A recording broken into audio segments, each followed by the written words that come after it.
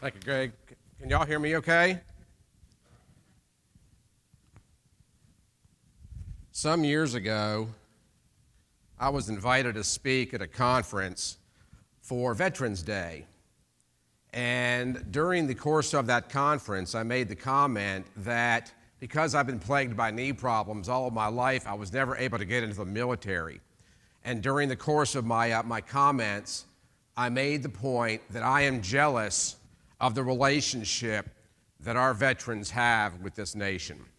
And I'm a product of the Vietnam era. I never served at that particular war, obviously, because of my age and because of my situation with the military. And as I got older, I began to realize that there were other ways for me to serve my nation. And that's one of the reasons that I'm in talk radio. It's also one of the reasons that I'm with you here today. Because I think there's a real fundamental breakdown in what people think they understand about the Constitution and the reality of the Constitution. And that's what we're going to discuss here today. And I'm going to tell you that I've got about 30 minutes or so, and I've got about 7.5 hours of material. So I'm going to have to kind of edit on the fly here just a bit. And as you're well aware, I know a lot of you guys have heard Rabbi Walker speak in the past. You've probably never heard me speak.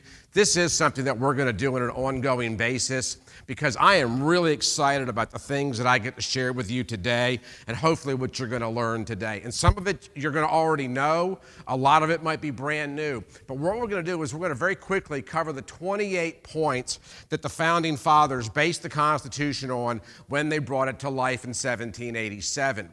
What a lot of people don't seem to understand about the Constitution, however, is that in the time it was written, the Founding Fathers knew that they were creating a miraculous document, and they did not take that lightly. Ironically enough, many of the people that were the colonists at the time also knew it, and they appreciated the effort of the Founding Fathers. They understood the need of what was taking place. They understood the fact that they were being oppressed from King George in England. But the Constitution has a storied past that's just absolutely amazing to me. Now, some years ago, I read a book, called The 5,000-Year Leap. And I don't know if you're familiar with it or not. But essentially what it boils down to is that in the last 230 years or so of this nation's history, more accomplishments have been made under the Constitution than in the previous 4,800 years of all human existence, at least going back to the earliest civilizations that had the historical underpinnings that we know of, in other words. And this is predicated on the protections that are afforded to us in the Constitution. And the founders knew this because you know what else they knew? They were all pretty much historians. We often talk about how they were Christians or some of them were deists or whatever the case may be. In the case of people like Thomas Paine, he was even an atheist. But the point is they all had a religious position. They all studied history as well. And that's one of the things that I think is oftentimes lost because the Founding Fathers knew that the Egyptians, the Assyrians, the Greeks, and the Persians all had these great cultures that preceded America, and every one of them crumbled under the weight of famine. And it's really interesting to note that the United States of America, having only 5% of the world's total population, has created more wealth in the history of the world than every other nation combined. And this is because they understood the miraculous nature of what they were doing. And they did not take it lightly at all. Now, that brings us to probably the key focal point that I want to get to today, and it is one of the 28 tenets that they picked out, because they were very adamant about the fact that the United States of America and the Constitution that would guide it, Benjamin Franklin said this, Jefferson said it, even Thomas Paine said it, that the Constitution was written for a moral people. Now, before people start looking at me and say, well, we understand that. They weren't just talking about things like promiscuity. In the minds of the Founding Fathers, morality had to do with things like service, contribution. There wasn't so much taxation and things like that. The whole idea was that you guys are the country and that the politicians go to represent you. And they would not recognize this country today in the framework that they understood it. Because the entire Constitution is based upon something that they consider to be timeless.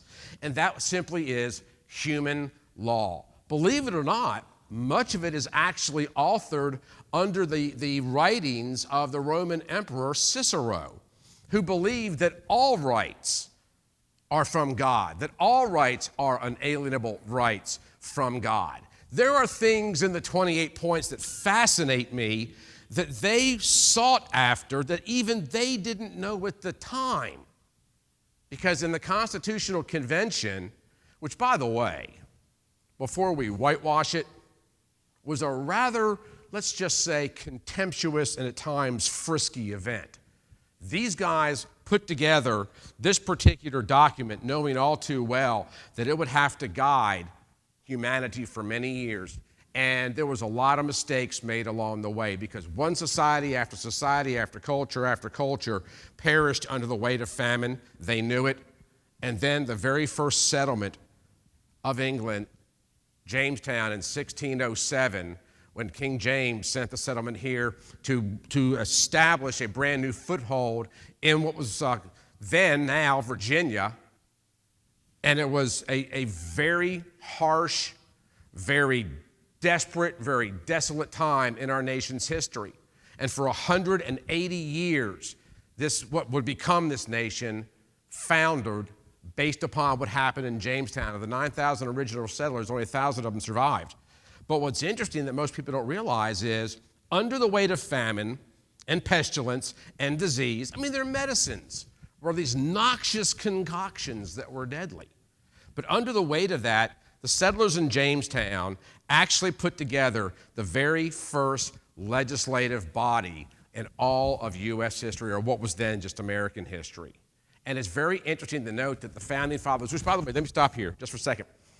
The whole pretense of my program, my radio show, is I believe that everything that troubles this nation today, the answer to it can be found in history. Because George Santayana said, and you've heard it before, those that condemn the past or forget the past are condemned to repeat it. It's very much the same thing. We're repeating the same things over and over and over again. So looking back to Jamestown and all the things they went through, these guys understood if they were going to survive, they were going to have to introduce some form of free market economics. The Founding Fathers looked to the ancient Romans. They looked to what happened in Jamestown to put together this document that they felt like was God-inspired and that they knew was God-inspired. There are a lot of people that spend a lot of time talking about whether or not the Founding Fathers were in fact Christian. And of course, many of them were. But the simple reality of it is that they all had a belief in a higher divine creator. You've heard the terms our unalienable rights, and that everything sprung from that. And the reason they came to that conclusion was their views on their three laws. One of them was tyrannical law.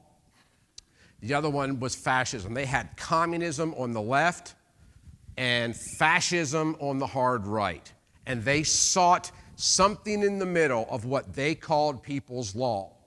And one of the 28 points that I'm so fascinated about is that they had to have a constitution that would protect all humanity from the frailties of man.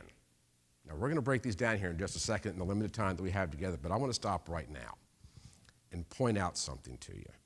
I'm a Christian. And I'll tell you, I've struggled with my Christianity over the years. I've heard many of you say this, this morning, you were raised a Catholic or a Baptist. I was born a Catholic. My parents raised me as a Catholic. When I was 13 years old, I accepted Jesus Christ as my Lord and Savior as a Baptist. I got married in the Presbyterian Church and then served as the administrative council leader in the Methodist Church, and now I go to a non-denominational church in Hoover. I don't care. I just want in. But the reason I bring that up to you is I oftentimes see people that will go to a service and they will worship and they'll sing and they'll praise and they'll shake hands and they tithe and they do their things, and then they walk out the door and they leave it all behind. And they start to treat the sanctuary as though it's a classroom. We can't afford to do that in our faith, and we certainly can't afford to do that with the future of this nation. So please understand that you are not going to leave here today a constitutional scholar any more than I am one. But I do want you to leave here as a constitutional student and make certain that you learn these tenets and that you profess these tenets and that you share them with every single person that you come in contact with. Because I'm going to say something to you now, real rude, and I beg your forgiveness. I'm 55 years old. We'll be in June. And I'm one of the younger people in the room. We're losing an entire generation to the idiocracy of the left because they don't understand the tenets of freedom. And what fascinates me about liberals is they work so hard to lobby for things that are in direct opposition to their own best interest. And I get sick and tired as a conservative talk radio host of having to go to work every single day to defend them from their own ignorance. But I do it gladly. But that's because they don't understand the things that are contained in there because government doesn't have the answer. The Founding Fathers knew. The Founding Fathers wanted a strong government. They just didn't want a big government. Their main objective was protecting the market flow between the economies of the individual colonies and protecting the borders. Yep, they had that discussion even then.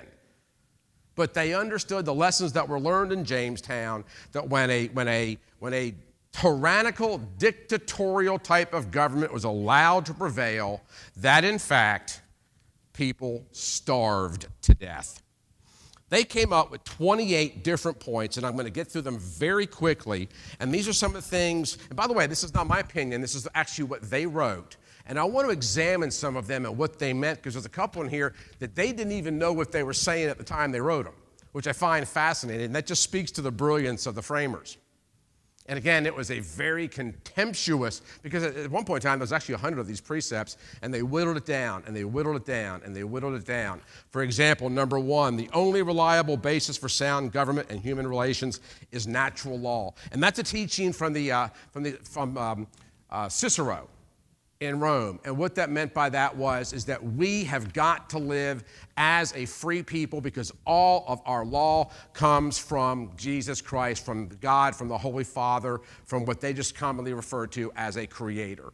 And when you replace, and this is, by the way, the agenda of the left, is to replace the church with government. That is, and that's not nefarious, folks. This is not something where I'm just saying, oh, and by the way, let me stop here as well. Barack Obama ain't the problem. He's a symptom of the problem. He's a symptom because I will tell you that a lot of the stuff that I got into in my research goes back to 1977 when they started talking about how the Constitution was being dismantled. They're not going to fix it in D.C. because they have no desire to fix it in D.C. because they don't adhere to natural law as we understand it, because they want it to be government-inspired law. And I'm not talking about just rules and regulations. They want the church out of the way. And if you doubt that for a single moment, hopefully I'll change your mind before my time is done here today.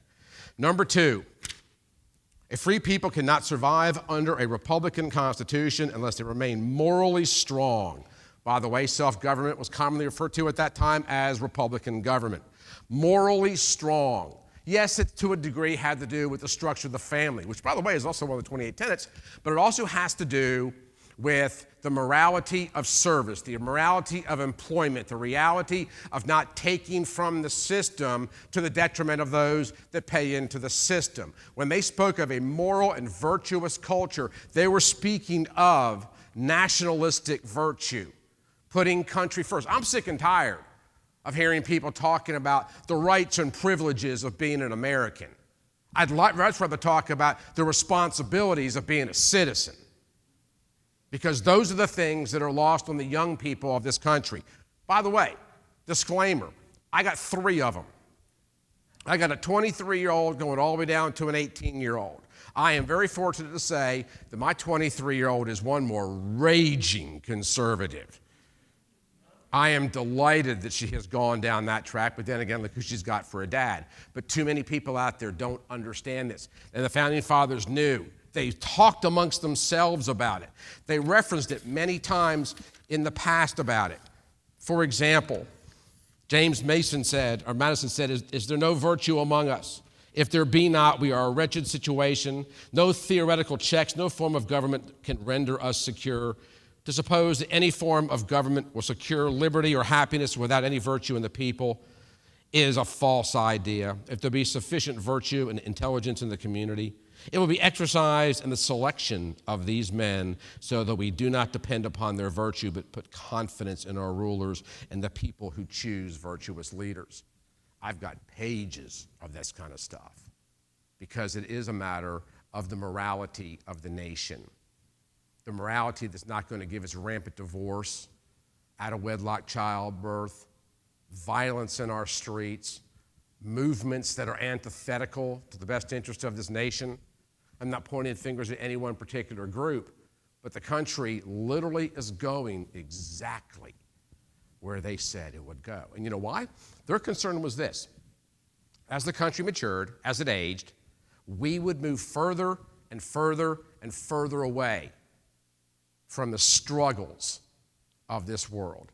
But do you realize that the Constitution gave us advances in medicine, science, technology, space, aerospace? It created international competition. Some of you might remember the space wars between the United States and the USSR. It created this entire climate world over.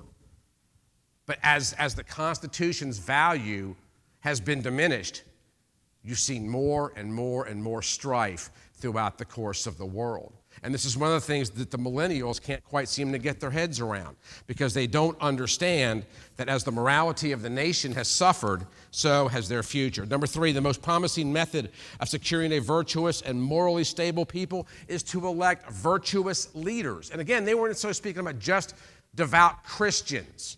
They were speaking about leaders that had national virtue, that would do the right things for the people all the time. They spoke to minorities. They spoke to the virtue of dealing with minorities very fairly.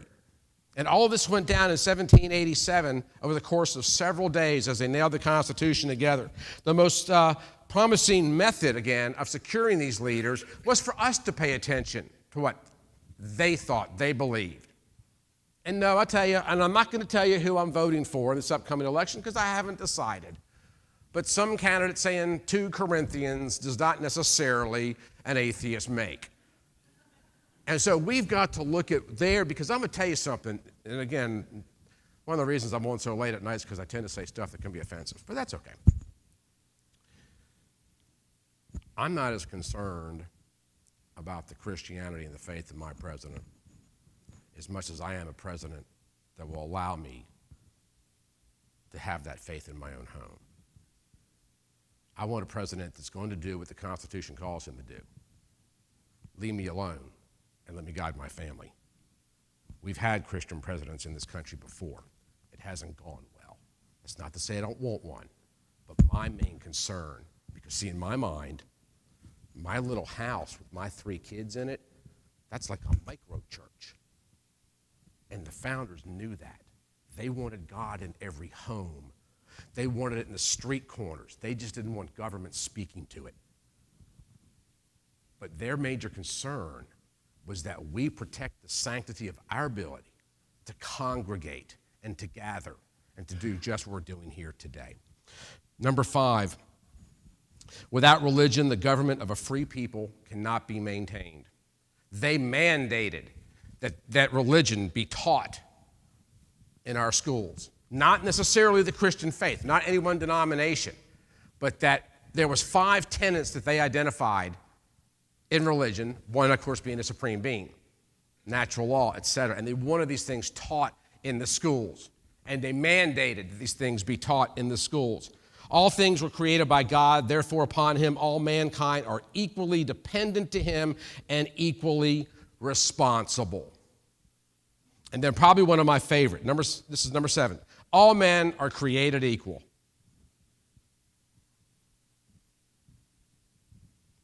This was a slave-holding period of time. That's a rather very stern position for them to take. They said it before they even knew what they were saying. This was a prime example of God blessing them when they came up with the idea that all men are created equal. Now understand that slavery during the colonial period in the Northeast looked different than it did in the Deep South 100 years later. It was a matter of indentured servitude. We can do this for hours if y'all want to have this debate. I'd love to do it. The point is this, that they understood when they wrote that clause as one of their tenets that they were going to have to deal with the issue of enslaving other human beings. And they began to codify that thought during this convention.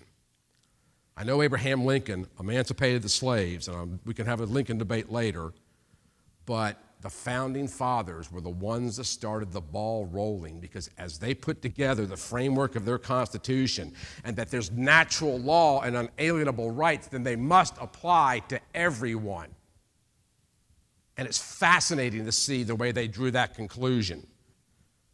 Because you had Irish slaves at the time, you had African slaves, you had Asian slaves, and they came to the conclusion via the Constitution that if this was going to be God-inspired, if we were going to expect this to live in perpetuity, that all men must be accepted as being created equal, or God would not bless this nation.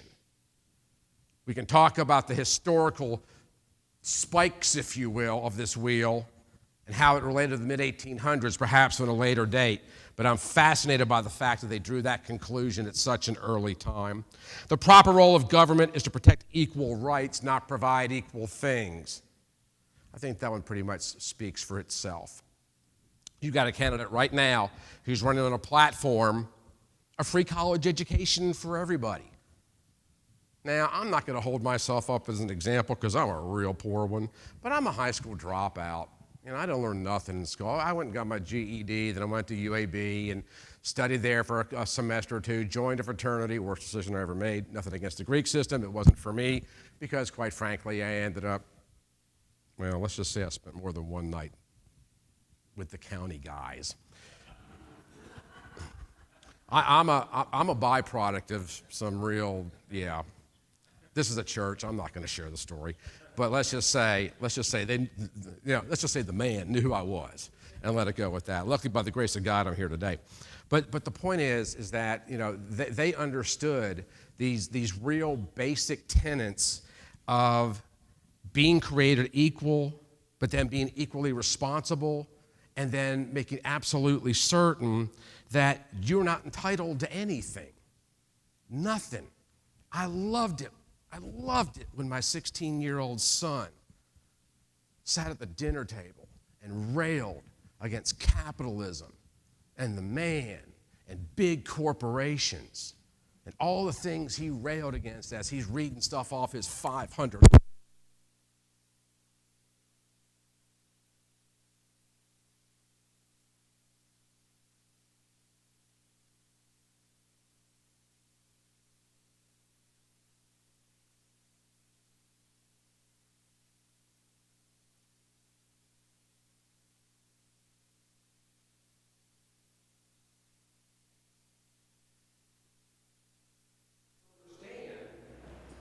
The various aspects of what goes into the free market society, or exactly what it takes to make these things happen. They're all covered by the Constitution.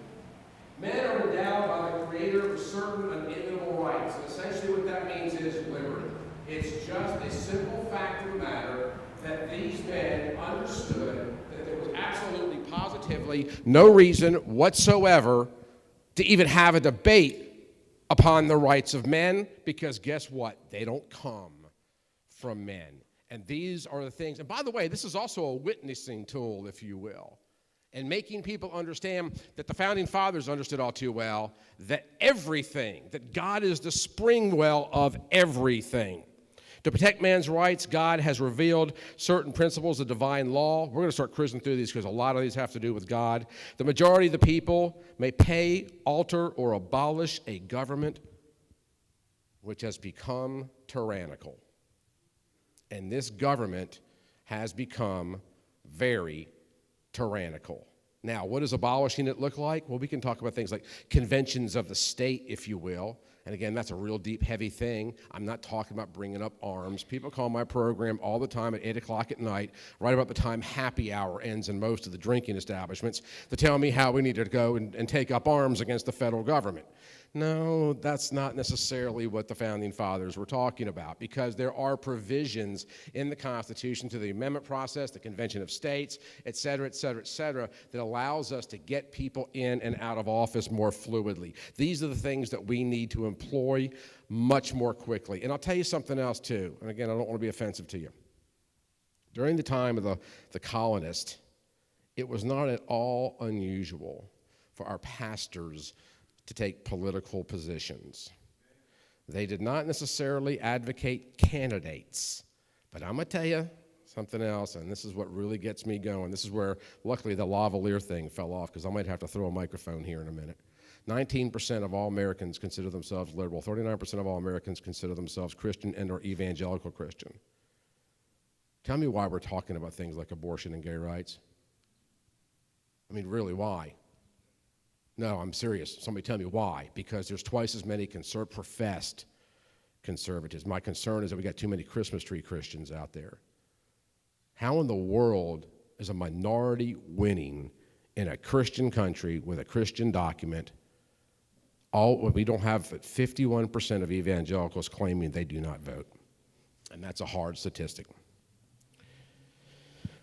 The God-given right to govern is vested in the sovereign authority of the entire people. Number 11, the majority of the people alter or abolish the government, again, which has become a tyrannical. The United States of America shall be a republic, because we're not a democracy. Germany, Nazi Germany was the democracy. There was 5 parties that helped get Hitler elected, and he was elected. We are a republic because we need to be represented, and we're not being represented. Our interests here, particularly in the Deep South, are not being represented in Washington. The Constitution should be structured to permanently protect the people from the human frailties of their rulers. And this is kind of the impetus of why I wanted to be with you today, because these guys have frailties that we're seeing all too well, that we are not exercising our constitutional right to remove them from office. Now, it's a beautiful Saturday in Alabama. The sun's out, the temperature's going to warm up, and you're inside listening to a dissertation on the Constitution. And I appreciate it, don't get me wrong. Thank you very much for coming out today. But the reality of it is, if we don't take this stuff out into the streets and share it with our children, share it with our grandchildren, walk up to the lady, you're going to stop and get coffee or a water later. We know you are, the girl behind the counter. You know, ask her if she knows what one of her unalienable rights are, and watch that blank stare. Because they don't know, because it's going to be incumbent upon us. I've also worked the polls many times in my life. And it's typically older, senior citizens that are manning the polls, because the young people don't care, because this stuff just sounds boring and heavy-handed. We're going to have to make it a lot more interesting for them, to get them to understand the need, because they're not going to have a country to inherit in a very long time. I'm going to breeze through these and start skipping around because my time's getting tight. The Founding Fathers were very adamant about that the need for private property must remain secure. That is the basis of all liberty in this country. The highest level of prosperity occurs when there's a free market economy and a minimum of government regulations. You're probably familiar with the term GDP, or gross domestic product. That's the value of all goods and services and payrolls in any given year. This country, in terms of our companies, spends right at 8% of the entire economy's value just in compliance with regulations for the federal government. It's billions of dollars a year just to adhere to laws. There are doctors across this state who have staff members whose only job is to make sure that the Obamacare coding is done right. Because if you've got a blister on your right finger and a blister on your left, they are 2 different codes, and I'm not exaggerating. That is money coming out of your pocket that you're having to pay every single day for the simple matter that we are just, wow, are we ever overregulated. The government should be separated into 3 branches. You already know that. System of checks and balances. You already know that as well. The list goes on and on and on as to the things that the government was bad about us wanting to stay accomplished. Number 21, jumping around. A strong local government is a keystone to preserving human freedoms. That's a direct reference to states' rights and even county and municipal rights. A free people should be governed by law and not by the whims of men. A free people will not survive unless they stay strong. And ironically enough, they were speaking about physically strong. They were talking about being able to work the land, work the fields, hunt, fish, whatever had to be done. In addition to that, we're going to close this thing up with the burden of debt is as destructive to freedom as subjugation by conquest. They abhorred borrowing because we are a nation of debt. And by the way, our tax code, as it currently stands, actually encourages debt spending and borrowing. Now, this is some of the more, deep-weeded points that we can get to in terms of the Constitution. And I know that Rabbi Walker is going to come up here and share some of his thoughts about the condition of the country. We're going to get into somewhat of a biblical view of it as well. But I want you to understand something, and this is probably the single biggest thing that I can share with you today. We are, in fact, losing the tenets of the Constitution, and we're going to have to do something about it. You might be asking me, what can I do? Just do me a favor. When it's time to vote in, actually Tuesday will be the first one, but in November, pick up one person. Take one person to the polls with you. I've been a poll watcher and inspector for the state of Alabama in parts of town several of you might not feel comfortable going into, and people get bussed in from all corners of this state. Everybody has the right to vote. I have said this on the air 100 times. I'm a right-wing Christian conservative, gun-toting loon Republican. I couldn't care less if I convert you from being a Democrat to a Republican. I couldn't care less if I convert you from being a liberal to a conservative. What I do care about is that you make that decision predicated on what you know to be the fact, as opposed to what the media is shoving down your throat. Because do I have your permission to say kind of a dirty word in church? Too quick. The media is full of crap, and I'm in the media. I am telling you folks in no uncertain terms, and I don't mean to be rude or caustic about it, I really don't, but the time for mincing words is over. The time for being apologetic is over. Because the Constitution was written for all peoples, but it has to be protected because if the Constitution's lost, forget the Second Amendment. I understand gun rights. I got guns. I've got plenty of guns. The state of Alabama, just yesterday, had the federal government to agree that if you've got a concealed weapons permit and you want to buy a gun, you no longer have to go through a background check in this state. I'm not a big fan of Luther Strange, but y'all can give him a round of applause for that. But the point still remains the same. I understand free speech. I understand Second Amendment rights. I understand the rights of the unborn. I understand all the amendment rights and the Bill of Rights and all the other rights that we have in the Constitution. But you realize if we lose the Constitution, do you realize what really has happened? They have neutralized God. Because everything in the Constitution springs from him. And they said it. And every time there's an executive order, and Republicans do it too, every time there's an appointee or a recess appointee that we do not approve, and Republicans do it too, every time the value of the Constitution is diminished. And every time it happens, the place of the Lord, the Heavenly Father, the divine creator, is diminished.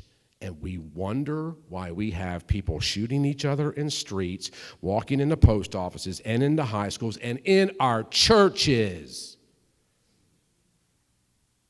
I go to a church in Hoover. It's one of those really big, large churches with multiple campuses where there's lots of praise singing and stuff. Don't hold it against me. But I go to church, and there are 7 police cars in the parking lot. When I was a youngster, you wouldn't see a cop anywhere near a church. That's not antithetical to cops. I'm just saying they were needed. Now I got people telling me, we had a situational security conference here just a couple weeks ago in Birmingham, right down the road. I had 3 or 4 people walk up to me and say, I go to church every Sunday and I'm packing. Look, I'm a Second Amendment guy, but I can't bring myself to carrying a gun in a church. I just can't. Somehow it just seems to be a violation of my faith. I just can't get my head around it. But the point still remains the same, that if we lose the Constitution as we understand it, then we lose the value of God in our lives, and then is it any wonder that we have violence and a sour economy and drug abuse and pornography addiction and alcohol addiction? Folks, that's real stuff, because let me tell you something, and I ain't proud to admit this, but I'm too old to run from it. I had a rough, nasty life. It involved a lot of drugs. It involved a lot of alcohol. It involved a lot of different times in jail. No, I didn't shoot up anybody or burglarize anything. I actually had an article produced some years ago in Fortune magazine. I used to say all the time, I'm the only guy on radio who's been both in jail and in Fortune. But the point still remains is that our culture's going down there, and by the grace of God, I didn't find him. He found me. But unfortunately, it took some prodding as well. The reality of it is, as this document, because I wasn't here to teach anything, I'm here to hopefully inspire you to understand that you've got to delve into it. Because the Constitution that you, Mindy, understand is not the Constitution that your grandkids understand, because of that wonderful thing called the internet and the full of crap media. Because these kids are overwhelmed, not with reality, not with truth, but with stimulus that has got them convinced that it's a privilege. It is a privilege of theirs, that they have a right, an entitlement right in this country. They don't understand the sacrifices. When I made that comment 5 years ago that I was jealous of the relationship our veterans have with this country because I was never able to serve, and I see a man in front of me who was wheelchair bound, 100 years, almost 100 years old, with his blue cap on that showed what ship he served on, climb out of his wheelchair just to applaud that comment. It hit me right between the eyes. And those kids are not being taught these things today. And it's a harsh lesson for them to learn. But I will tell you this, in closing, if we don't at least make the attempt to save every soul we can and to convert every non-constitutional believer that we can, we will have some answering to do. Because this country has been blessed like no other country has ever been blessed, save that of perhaps the Israelis. But the point still remains the same, that this is our future, and it's our kids' future. And again, I implore you, don't just take what I have to say here today. Study it, learn it, research it. Not the words, but what they were thinking when they wrote it. Because believe it or not, they predicted exactly what's going on in this country today. And that's happened on our watch. There's time to turn it around, but that time is now. And one of the great ways that we can turn it around is by paying very, very, very careful attention to the words of Rabbi Eric Walker, who happens to be not only one of my best friends in the world, but a great mentor. And I got to tell you how funny it is to tell my Baptist friends that I'm going to go speak with the rabbi. They don't understand, but I'm not going to explain it to them because it's just too funny. Please welcome Rabbi Eric Walker.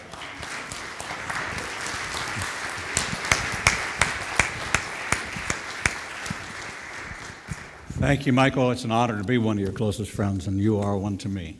Thank you so much. Well, thank you all for being here. Glad to have you a part of this wonderful event that we all have looked forward to. And so I appreciate everything that you are doing to be here and let me cue up my notes so that I can.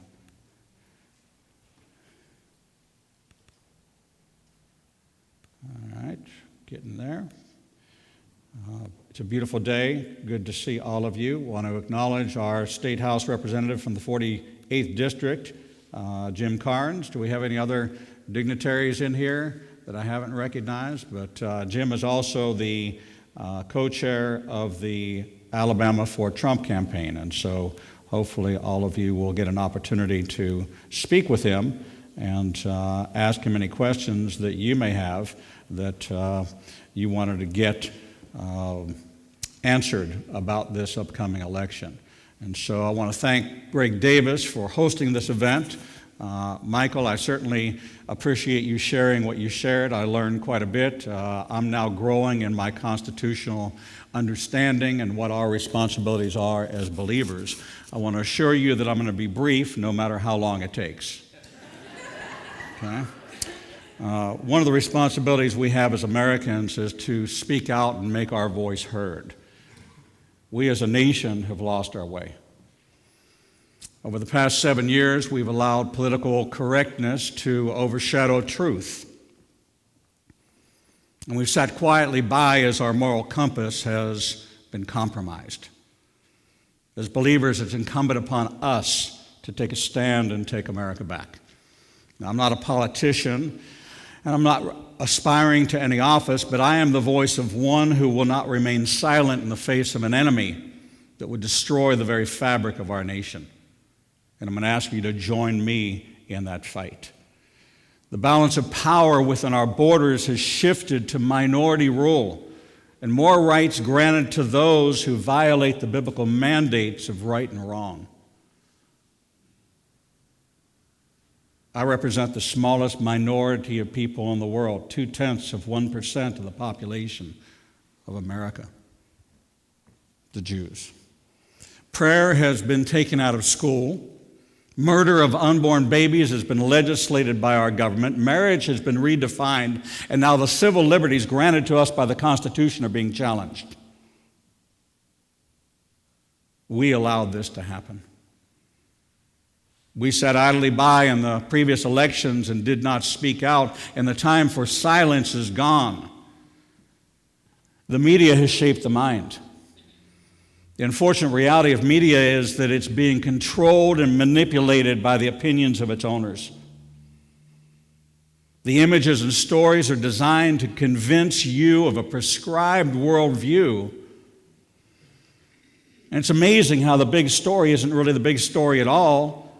The story that gets mentioned is for the purposes of keeping the status quo. The news is biased. And when we take that as our only form of feeding, we're on a diet that the media controls because we've stopped looking for ourselves the same way we've stopped reading the Bible. And we look to teachers like myself or pastors like Greg or other pastors to spoon feed. It's undignified. As a believer, it's undignified as an American. We become a nation spoon-fed what the government wants you to hear. Our president will not allow law enforcement to look at the social media accounts of potential terrorists, but he wants to break encryption technology only after 14 were murdered. There's something wrong with that. The hands of our president are stained with the blood of those victims. Yet no one will speak out for fear of retribution. Censorship in America is at an all-time high. I fear censorship because I watched what happened to my people in Nazi Germany. My father came to this country to avoid this kind of persecution, this kind of censorship. Yet it's happening, and people are being censored online for taking a stand. It should not be so. We decided in 1963 that prayer in school was unconstitutional. So we replaced prayer with tolerance, acceptance, and even promotion of every religion, lifestyle, and sexual preference. The tragic shootings, drugs, and bullyings that have taken place in schools are a byproduct of the worldview of our educational system, now legislated by our federal government, telling us what we should teach our kids. We're in an election year. And many are asking questions about who can we trust to lead our nation. Let me first tell you it's clear who we cannot trust. We cannot trust special interests. We cannot trust career politicians. We cannot trust those who would challenge the very foundation on which this country was built. We cannot trust them. America's foundation is freedom. And on the air, I've said many times that America's framework is the Constitution. Our foundation and framework are solid, but the inner workings of government are corrupt. It's like remodeling a house. You don't tear the house down. You tear the interior out and you rebuild it. The foundation is good. The framework is good. The Constitution is good, but the contents are corrupt. The very same greed and avarice, immorality and idol worship that's brought judgment to the nations in the Bible are rampant within our borders. We've allowed this to happen. Listen, Americans are blessed by God to live in a free republic with a government structured upon democratic principles at multiple levels, including local, state, and federal government bodies. We're privileged to be able to vote, elect our government representatives, as we elected Jim Carnes, and influence our decision makers and lawmakers. But are we doing that? Are we lending our voice? Are we writing the letters? Are we speaking out like this? Listen, all Americans agree or disagree on various public policies. Some lean this way, some lean that way. So we have to discern when government should be involved, and especially when the federal government should be involved. For Christians, believers, the ideal government would base its laws and policies upon God's laws. And fortunately for America, history teaches us that our founding fathers indeed structured our government upon sound biblical principles. However, we've strayed away from God's ideals as our government has evolved. We've moved so far to the point of catering to the needs of the minority that the majority don't get served. Let's examine the role of government, primarily the federal government, from a biblical and historical perspective. Consider the role of government as set forth in the Bible in 1 Timothy 2, 1 through 2. I urge you then, first of all, that requests, prayers, intercession, and thanksgiving be made for everyone, for kings and all those in authority, that we may live peaceful and quiet lives in all godliness and holiness. This is how we're supposed to live, and we're supposed to intercede and pray for our leaders. This passage not only says that as Christians, as believers, we're to be obligated to thank God for our leaders and to pray for them, but it also tells us what the role of government is. How many of you think government is out of control? How many of you think the federal government has insinuated themselves into every aspect of your life to the point they want to know what's on your telephone? It tells us what the role of government is. First and foremost, national defense. God created the institution of nations and determined that people would be divided according to national entities, with each controlled by its own independent government. England has its government, Canada has its government, Mexico has its government. We have borders in between. God condemned aggression from one nation against another. But knowing man's greed and evil, he sanctioned warfare as a means of protection against aggressors. We've been given this right to protect our borders against aggressors, but our borders have become open, and our aggressors are now welcomed in. So herein lies the first and foremost responsibility and role of government, that of defense. And in our republic, this responsibility falls primarily on the federal government. That's part of their job, is to ensure the domestic tranquility, the national defense. Because our government was built on Christian principles, the historical documents penned by our forefathers, such as the Declaration of Independence and the Constitution, support the biblical guidelines for the role of government. Nothing contrary to it in our Constitution. The preamble to the Constitution states that the powers of the federal government are limited, not expanded, but limited to one, ensuring the domestic tranquility, law and order. Two, providing for the common defense, national defense.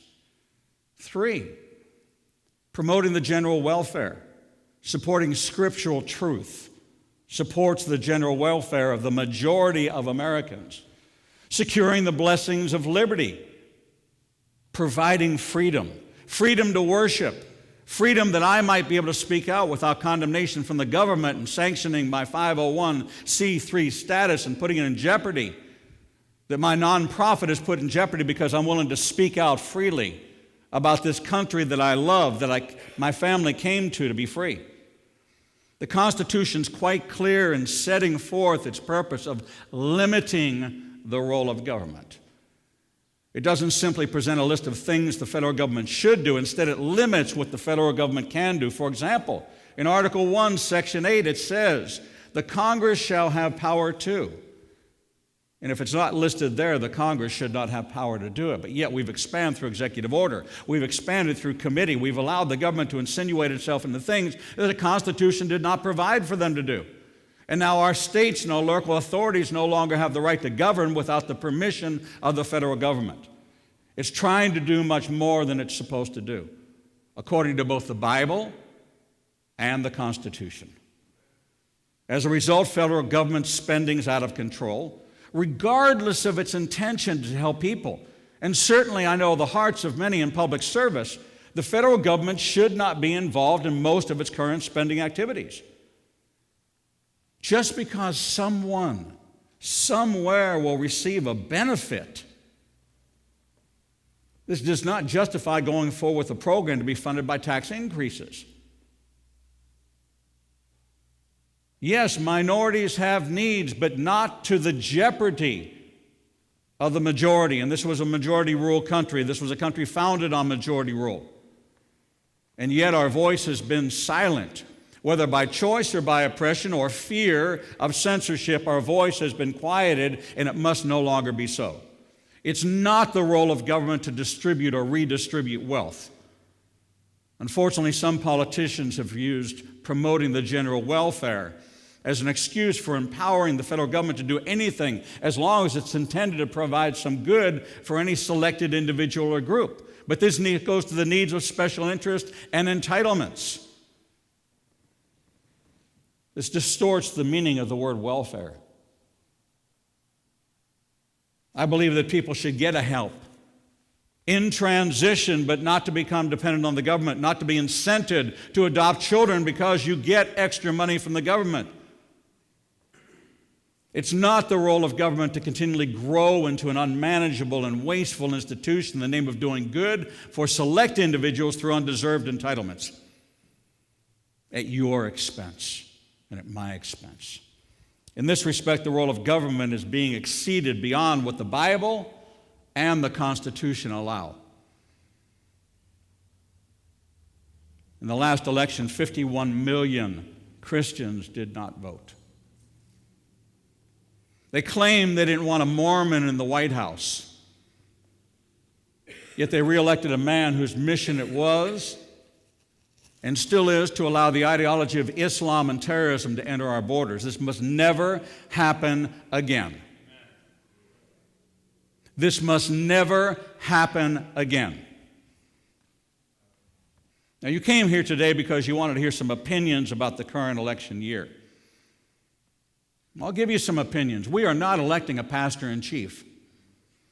This nation has been led by Quakers, Baptists, Methodists, Episcopalians, Catholic, Unitarian, Presbyterian, and one of the most famous presidents of all, touted in history with a large monument in Washington, may not have even been a Christian at all, Abraham Lincoln.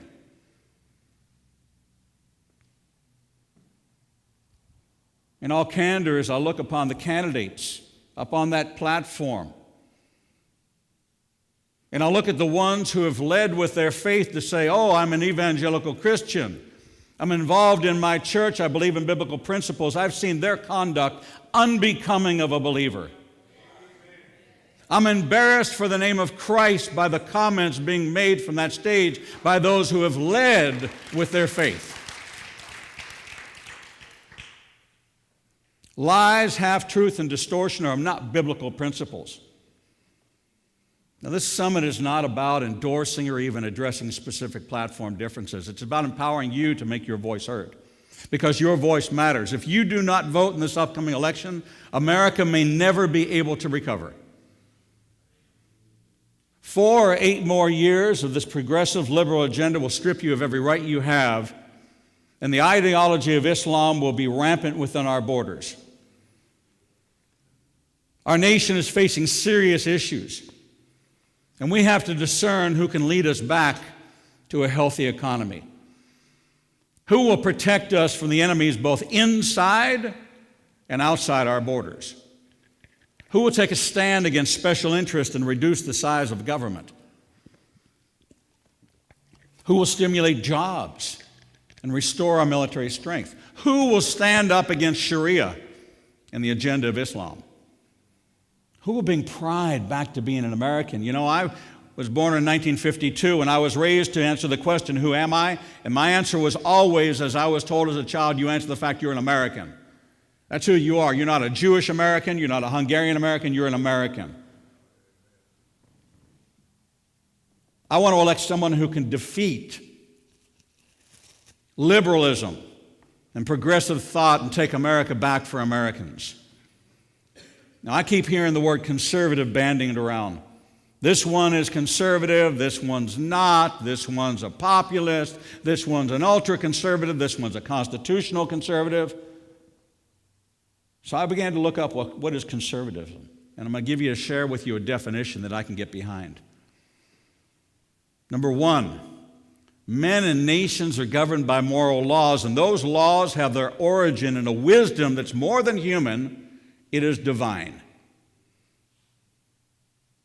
Divine justice. At heart, political problems are moral and religious problems. The wise statesman tries to apprehend the moral law and govern his conduct accordingly. We have a moral debt to our ancestors who bestowed upon us our civilization and a moral obligation to the generations who will come after us. This debt is ordained of God. We have no right, therefore, to tamper imprudently with human nature or with the delicate fabric of our social and civil order. God created man and women in the definition of marriage. God created levels of government to meet the needs of people. God himself created in the Bible this division of power, this division of labor, that each man should earn and work for himself. A man who does not work and earns his wages is not worth anything. Number 2, variety and diversity are the characteristics of a high civilization. Uniformity and absolute equality are the death of all real vigor and freedom in existence. Making us all the same will destroy us.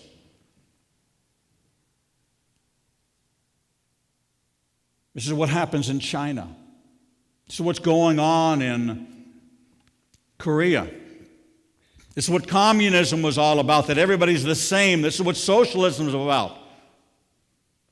Even in its origin in Israel, that was founded on certain socialistic principles because England was at the founding of the new state of Israel. They began with a system called the kibbutz. And in that kibbutz, everybody shared equally no matter what your job was. And they found out that there were people that were not pulling their weight and they could be doing more, but they didn't do more. But they still got their fair share. So they went to the moshav, which was capitalism. Now, you weren't forced to live where you worked. You were no longer forced to share. You were paid based on your performance. If you wanted to live there, you could, but you paid for what you weren't entitled. And you know what happened? Productivity went up, and all of a sudden they got competitive, and all of a sudden they began to go after the world market. And now they grow more vegetables than they can possibly consume, and they're providing for Turkey and for Russia and for all of Europe. and some of your grocery stores here because the system works. The empowerment of people is to make ourselves better each and every day, that I should be better than I was yesterday. My country should be better than it was the day before. We cannot drive for uniformity in this country, otherwise we will squelch all creativity, all free enterprise. It's no wonder that Israel holds more patents per capita than any nation in the world. It's no wonder that 2% of the population of the world holds 20% of the Nobel Prizes. It's disproportionate because we've been oppressed. It's disproportionate because we've been held down. Well, now we're fighters, and now we fight back, and we aspire to more than the last generation had, and to pass on to the next generation something even greater. And we do it not on the backs of others, but on our own backs, not on the backs of government and entitlement. And the conservative says, I want the opportunity to excel without the government controlling what I can excel at and how far I can go. I've left companies like Hewlett-Packard, like AT&T, because they wanted to manage my income, because they set a cap on how far I could go. That when I achieved those results, they cut me back, cut my commissions, cut my bonuses, because they wanted to control my income. America is about freedom. And conservatism is about exercising that freedom without government control. This is about justice. Justice means that every man and every woman have the right to what is their own, to the things best suited to their own nature, to the rewards of their ability and integrity, to their property and to their personality. Civilized society requires that all men and women have equal rights before the law, but that equality should not extend to the equality of condition. The government should not manage uniform conditions. This is the agenda of Bernie Sanders, of Hillary Clinton, that all of a sudden everybody should work on a level playing field because we're all Americans and we should share equally. Society is a great partnership in which all have equal rights, but not equal rights to equal things. The just society requires sound leadership, different rewards for different abilities, and a sense of respect and duty. And this is not the liberal agenda. This is the conservative agenda. Property and freedom are inseparably connected. Economic leveling is not economic progress. Conservatives value property for its own sake, of course, but they value it even more because without it, all men and women are at the mercy of an omnipotent government. Should the government be in the land management business, or should the states? Who should have the rights to what belongs within our borders? Who should control these kind of things? Should it not be a reflection of the heart of the people as it was in the Bible, that God appointed rulers based on the hearts of the people? In Alabama, our heart is different than California. We should have different types of leadership and different types of law. Power is full of danger. Therefore, the good state is one in which power is checked and balanced, restricted by sound constitution and customs. So far as possible, political power ought to be kept in the hands of private persons and local institutions. Centralization is ordinarily a sign of social decadence. Rome, decadent. The Greeks, decadent. And we look on those civilizations and say they gave us such great philosophers. Yeah, their philosophers said, if it feels good, do it. If it serves you, embrace it. Should be no boundaries and laws for human behavior. If you want to have 8 wives, have 8 wives. As Hillary Clinton once said, what difference does it make?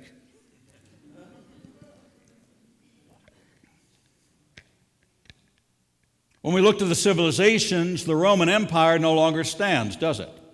The Greek Empire no longer stands, does it? Because the moral decay brought about their destruction. And they were ruled by a head who had a strong arm, who drove compliance, and everybody was on a level like the caste system in India. There was no freedom of expression. There was an order, and the order was ruled with a heavy hand, and you were executed if you broke that order. America is moving towards that order if we don't stop it in its tracks. America is headed down a path of destruction because moral decay is being legislated Bill Clinton redefined sex in America, and I'm embarrassed for our nation because of it, because the standards have been so compromised. And now we're about to what? Allow him to go back into the White House and carry on the antics of his administration to promote the moral decay of America? People say that the number one killer in America is heart disease, and I tell you the number one killer in America is abortion. The number one cause of death in America is abortion. This was legislated by our government that had our best interest at heart. Let me tell you, the best interest of that unborn child is to be born. The best interest of America is to have a culture where life matters and the sanctity of life is preserved. And I don't need 9 men in a courtroom to tell me what's right and wrong. God told me what was right and wrong. God established the boundaries. Ronald Reagan said, "A nation that's not under God will be a nation gone under." This administration has moved Jesus out and Muhammad in. This administration has made it so that pastors are fearful about speaking about these matters in the pulpit for fear of being persecuted and having their 501c3 status removed. And you know what I say? Bring it. I say bring it. It's what people like Jay Sekulow do for a living. It's why First Priority prays at the schools. They may have to pray outside the school or in a room in the school before hours or after hours, but they've broken through that barrier. And let me tell you something, as long as there are tests in school, there'll be prayer. Before I knew anything about praying in school, when I got a test, I prayed. I don't know who I prayed to, but I prayed. The conservative believes that we need to guide ourselves by the moral traditions, the social experience, and the whole complex body of knowledge bequeathed to us by our ancestors. This is why it's so important what Michael has to say. What were our founding fathers thinking? What was the founding principle of this nation? And how far have we strayed from what the intent of our Constitution was like? And how dare we put officials into office that will not stand up for the Constitution that people gave their lives for?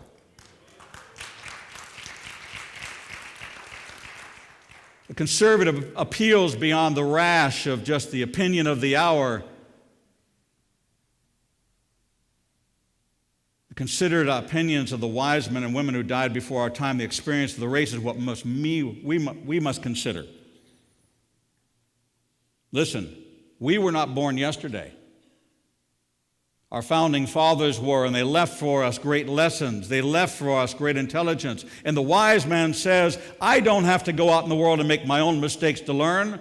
I can learn from the mistakes of those who came before me. And if I want to carry on the traditions of freedom and justice in the form of government that's going to bring me the opportunity to freely express my faith, I want somebody in that White House, just like Michael said. I don't care what his faith is, but he better not care what mine is. And if our country is allowing enemies, stated enemies of me, a Jew, stated enemies of me, a Christian, I got them coming at me on both sides. They want to annihilate me here and they want to annihilate me there. And they're coming for you because you're defined as an infidel. And this administration has allowed our borders to be compromised, and you are no longer protected. You're in danger. What happened in Oregon when that young man took a gun and went up to people and said, "Are you a Christian?" And if they said they were Christian, they were shot in the head. You know, the real hero was the second person who was willing, knowing that the first one was shot because he was a Christian. The second one who spoke out and said, "Yes, I am a Christian." That was the hero of Oregon. And the third and the fourth and the fifth and the ones that came behind that declared, "Yes, I'm willing to die for Christ." Because our founding fathers died. In the War of Independence, our soldiers died so you and I could be in a church without the police and the militia outside ready to take us out. How will we remember? We keep talking about how we remember Christ. How will we remember our forefathers? Those who went before us to prepare the way for our freedom. And what will we do to uphold what they gave their lives for? What will we do to break down government? To take back America for Americans? I'm reminded that the two dead people in San Bernardino, those two terrorists, they have no rights. Dead people have no rights. And why are we protecting the civil liberties of those that are not protected by the Constitution? Because they're not citizens of this country. And why are my rights as a citizen being violated for the sake of a refugee from a country they didn't want to leave in the first place?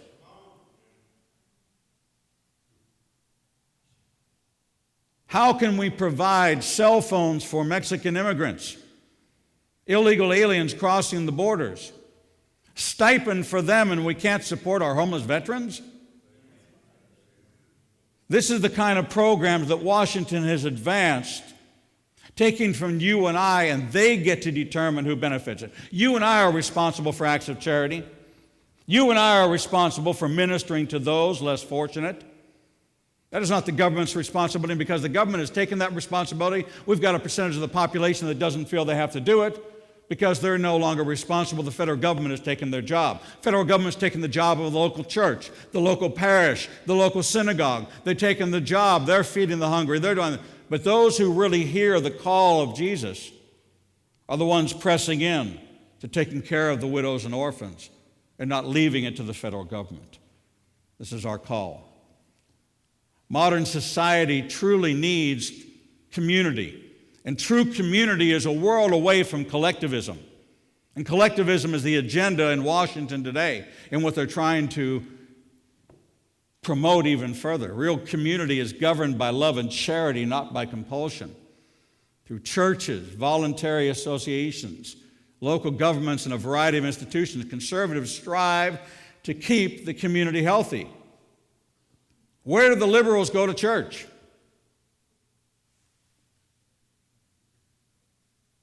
Conservatives are not selfish, but public-spirited. They know collectivism means the end of real community, substituting uniformity for variety and force for willing cooperation. I'm not going to be like those in Washington. He made me, they did not. In the affairs of nations, the American conservative feels that his country ought to set an example to the world, but ought not try to remake the world in its image. You heard it on the stage many times, we're not the world's policemen. We're not to set the standard for the world, but the world cannot set the standard for us. I don't want to be like Rome. I don't want America to be like Iran. I want America to be like the America that I grew up in.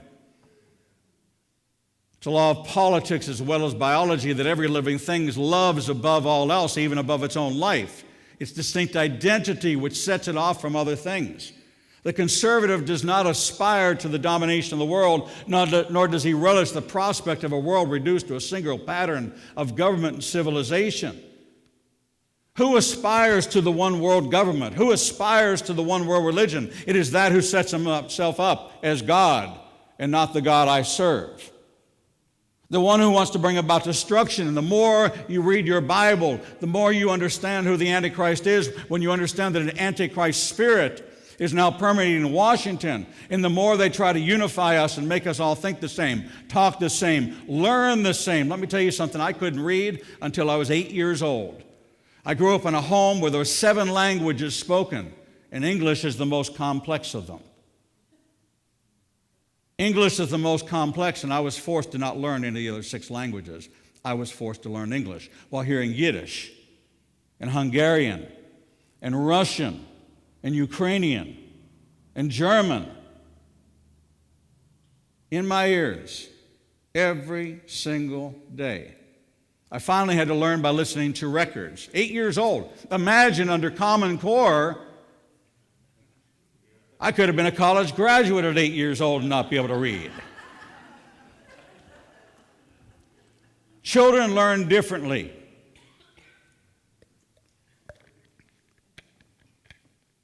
A Common Core drives for uniformity the same way Adolf Hitler drove for uniformity. I don't want to be like anybody else. I want to be like him.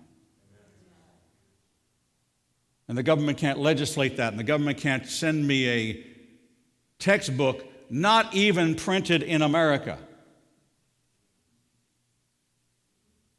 I don't want my children and my grandchildren learning how to pray in Arabic.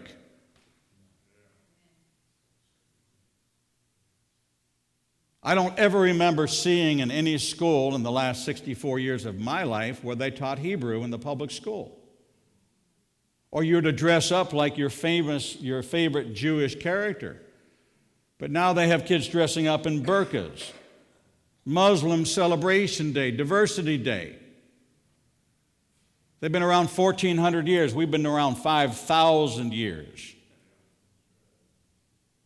And they call us the new kid on the block. Men and women are not perfectible. Conservatives know, and neither are political institutions. We cannot make a heaven on earth, though we certainly can make a hell. We're all creatures of mingled good and evil, and good institutions neglected, and ancient moral principles ignored. The evil in us tends to predominate, and this is what's happened to Washington. Avarice, greed, power, authority, selling out, cutting the deal, worried about what you're going to make when you retire, where are you going to get your next speaking fee, what's your legacy going to be like has replaced representation. And these principles are being ignored. I'm suspicious of all utopian schemes. I'm suspicious of all free this for all and free that for all, because there is no free lunch. There never has been. There never will be. And I've already paid for one child's education. And let me tell you, her 2-year degree cost 8 years. It's a lot of money. But now she's working 2 full-time jobs. At 27 years old, she makes $93,000 a year. And as she says, Daddy, I got big bank. Because she learned. She learned through the School of Hard Knocks. She learned to set her goals. She learned to aspire to something greater. Under this government we have now, that aspiration will be squashed. Her ability to perform at her highest level will be crushed by what? Tax rates that will penalize her for doing well because she applied herself, because she learned skills, she learned to do things, she makes jewelry, and she works for a jeweler, and then she's a project manager at night for a chemical company. She works 2 full-time jobs and has her own jewelry business. 27 years old, making $93,000 a year. She said, I don't want a mortgage. I said, good, baby. She said, I want to pay for it. I don't want a car payment. When I can afford to pay cash for a car, I'll buy myself a car. In the meantime, I'll drive this one. That's not the American way for the millennials. But she saw hard work ethic in both her grandparents and her parents. Children will follow the lead of what they see, not what they hear. And even she knows that it's BS being spewed across the airways. We're suspicious. I don't believe by power of positive law we can solve all the problems of humanity. We can hope to make our world tolerable, but we can't make it perfect. When progress is achieved, it's through prudent recognition of the limitations of human nature. I don't need government to tell me my limitations. I've got the Lord to show me and strengthen me and prepare me for the next. And this idea of leveling income and leveling lifestyle is not the government's responsibility. But we've allowed them to do that because it was easier. And people became dependent. Change and reform, conservatives are convinced, are not identical. Moral and political innovation can be destructive as well as beneficial. And if innovation is undertaken in a spirit of presumption and enthusiasm, probably it'll be disastrous. You see, the more excited Barack Obama was, the more excited Hillary Clinton is, the more excited that Bernie Sanders is, the more suspicious I am that it's a path to disaster, because they feed on the emotions. Work up the crowd. This has been the Democratic way. Stir up a crowd. Give them a cause. Government is not a cause.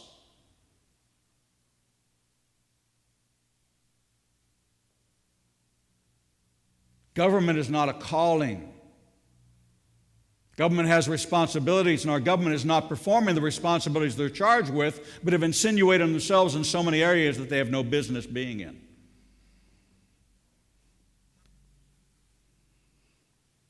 American conservatives endeavor to reconcile the growth and alteration essential to our life with the strength of our social and moral traditions, founded on biblical traditional values. The American family may have changed where it eats its meal, but the American family should be a mother, a father, imparting to their children and not allowing the schools to show them at 11 years old how to put on a condom.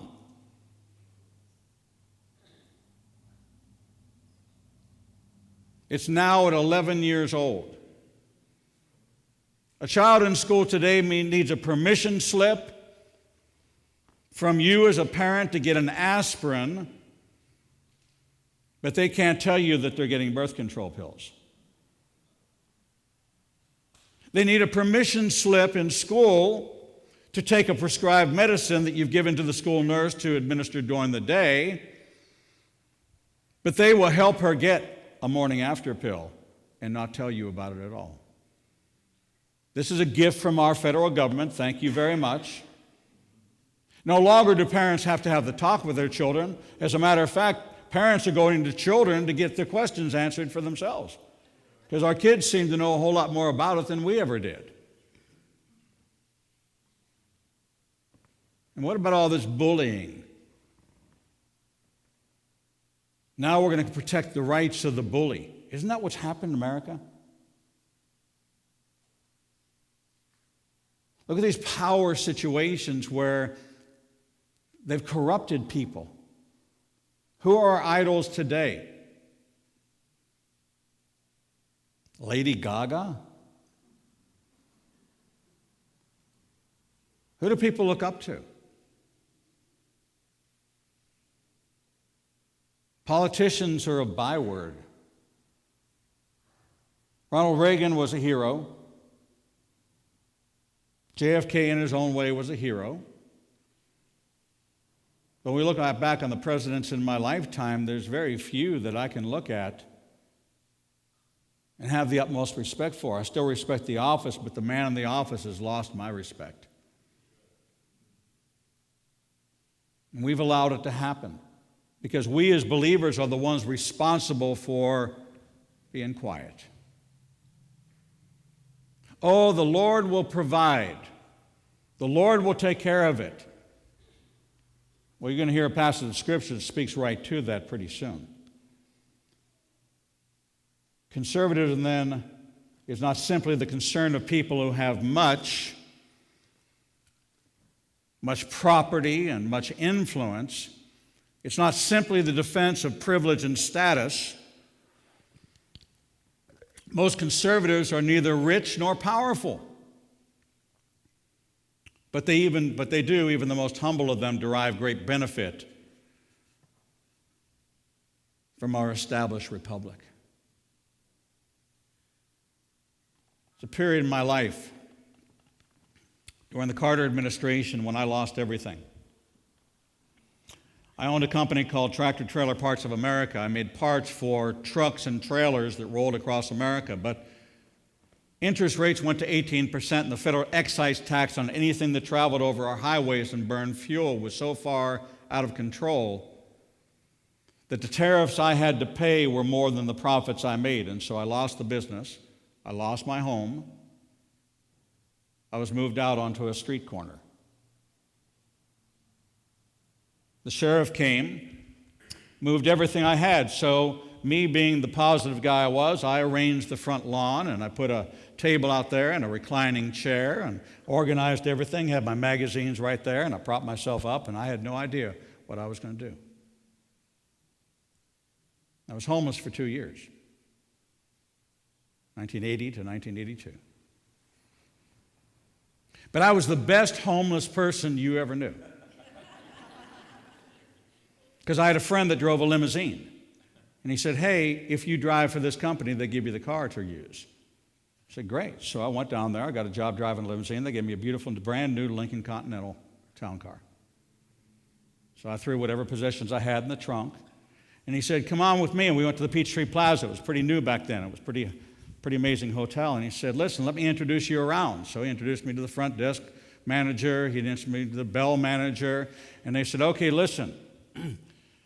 After you've made your rounds from the airport and dropping people off, when you drop somebody off here, just pull the car over, leave it there, all right? And when you walk in, we'll tell you what room is vacant. And you can go in there and take a shower and take a nap. So I said, all right. So I always had clean clothes. Worked out a deal with the laundry there, okay? I had 2 suits. I'd drop one off, pick it up. All right? I don't know whose bill they put it on, but it really wasn't my concern. And you know, you're probably as guilty as this as I am. You've ordered room service and you eat half of it and you put the tray, or you don't like the potato or whatever. All right, and I used to eat off of room service trays. And I had steak, I had lobster. I lived a pretty good life. 2 years I lived like that. I slept in vacant hotel rooms. They didn't have the front desk security like they had. You'd slip somebody a tip and they'd let you in. If I walked by a room and it was being cleaned up, I could say to the housekeeper, listen, I'm just going to take a nap for a little while. Why don't you come back in a little while, put the do not disturb sign on there, and lay down. I did that for 2 years. Never told my family what happened because I was ashamed and embarrassed. But the very man that put me in that position was a man named Bert Lance, Office of Management and Budget in the Carter administration. He happened to be one of my regular fares in my limousine. And one day he said to me, what are you doing driving a limousine? And I told him what he did to me. And he listened to that story, and one day he and a man named Jake Butcher, who United American Bank ran for governor of Tennessee, brought the World's Fair to Tennessee, probably still in jail, maybe he's dead now. They told me to pull up to a building, and I thought they had a meeting there. It was Bell South headquarters. And they said, go in and ask for a woman named Zan Wright. And so I walked in and asked for Zan Wright, and she said, come on in, we're expecting you. And I said, okay, am I here to pick up a package? No, you're here to fill out papers.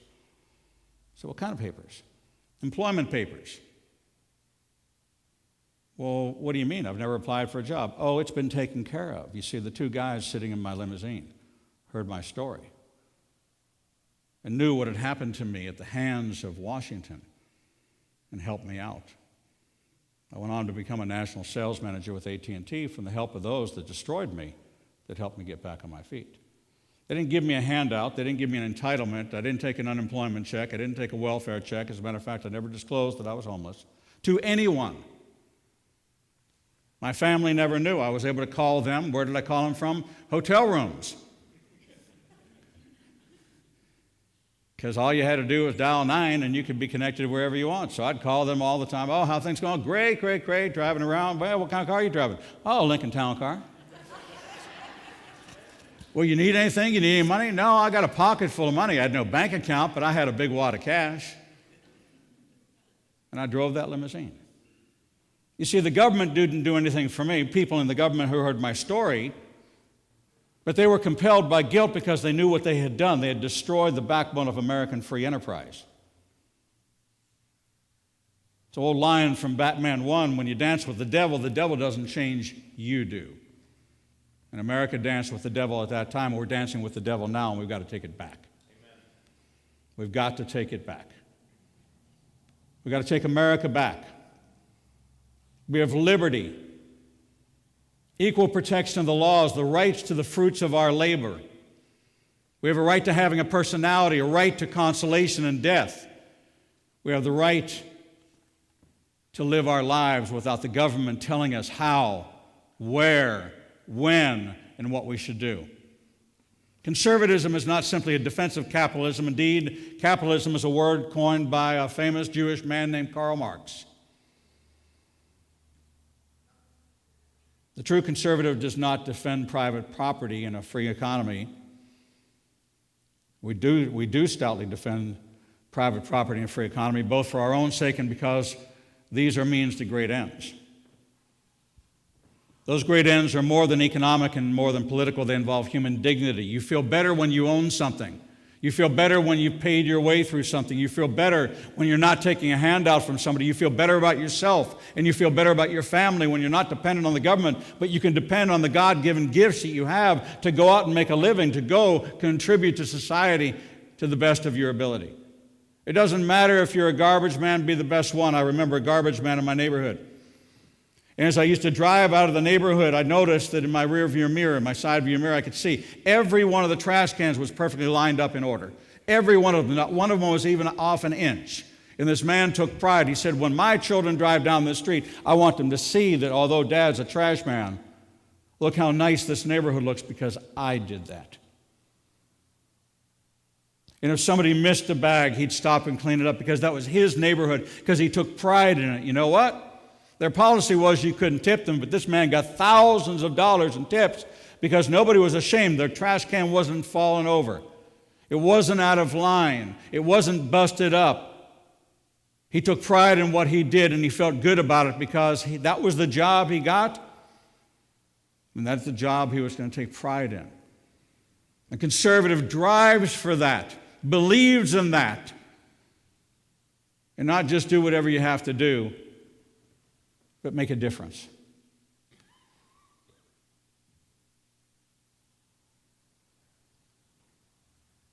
America is in the clutches of despair. Moral fiber, the moral backbone of America has been destroyed.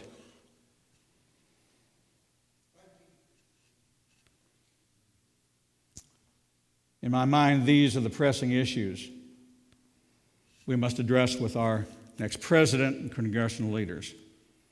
Here are the questions I want you to ask. Who can rebuild a strong economy and revitalize a nation suffering on so many levels? Who can rebuild the dollar? Who can break the back of special interests? Who can build a team that will bring change and protect our borders? Who can defeat the liberal candidate of the Democratic Party and begin the process of restoring traditional values to America? Who will rebuild our military and defense initiatives to make America safe again? And who will defend Israel against the enemies amassing on their borders and threatening her annihilation? There are no perfect candidates. We must secure the White House and not stop there. We need 60 Republican senators to put an end to the policies that the Obama White House has implemented. We need a majority of the House to break the back of cronyism and reverse the trend towards more government, more debt, more regulations, and more taxes. We need a strong foreign policy that protects America's interests and stops our enemies before they reach our borders. And most importantly, we need an America that stands immovable in defense of Israel. America needs change. Change that will restore the rights given to us by the Constitution. Change that will reduce the size of government and empower the local citizenry to decide what our children need to learn and how to best serve the needs of the individual community. Where in the South, we're not like the North or the West or the far West. We see the redundancy and the waste of Washington. And we see career professionals. I'll remind you, the Titanic was built by professionals. The Ark was built by amateurs. You have an obligation and responsibility to vote, to not be silent, to tell Washington what it is you want, what you like and don't like, and to have people who stand for what you stand for. A government of the people, by the people, and for the people. For the last 7 years,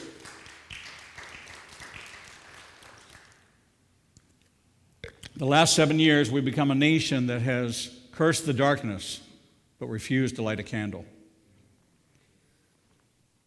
There's power of one. You plus God make a majority, and if we want to take America back, you have to get out and vote, and you have to be vocal in this next election. You have to put yourself behind a candidate. You have to make your wants, needs, and desires known. You need to get people to the polls. You need to get out and do something, and you are people of faith, otherwise you wouldn't be gathered here. But James wrote this and said it best. Faith without works is death.